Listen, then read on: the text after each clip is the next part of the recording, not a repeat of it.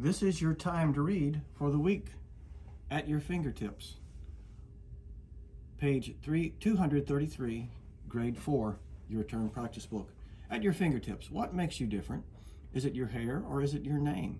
Is it the shape of your eyes and nose? All of these may be important.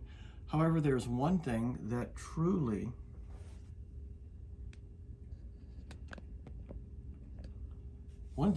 sets you apart from everyone, your fingerprints. You might not think of your fingerprints as part of your identity, but they have replaced other uncertain methods of identification. If you look closely, you can see that fingerprinting is a reliable way of identifying people. As we age, our looks change. Our hair and height may change, and even our face may change shape. There's one thing that stays the same: our fingerprints.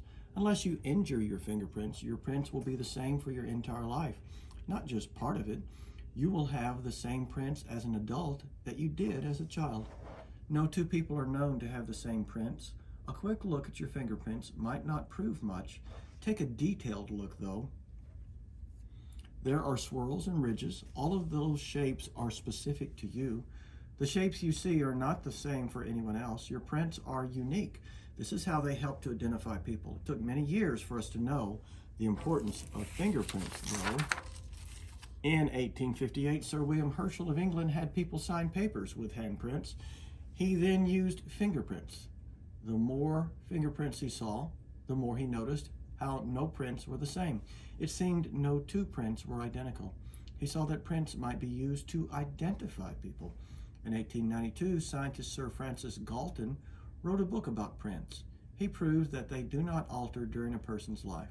They remain the same. He said that it was not likely for two people to have the same prints. The odds of two people having the same prints were 1 in 64 billion.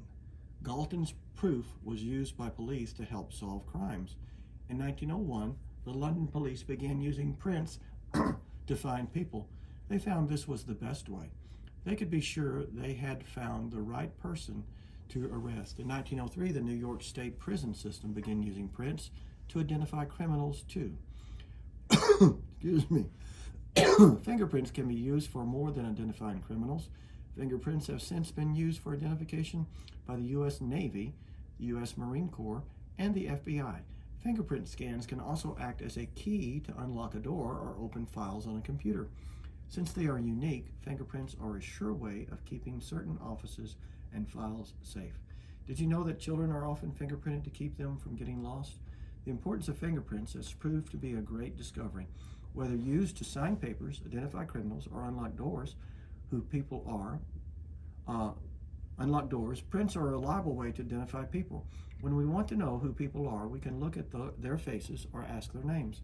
If we want to be sure, we have to look closely at the swirls and ridges on their fingerprints. And there's a picture. The caption says every fingerprint has a unique set of swirls and ridges. And I have a phone that you have to unlock with a fingerprint.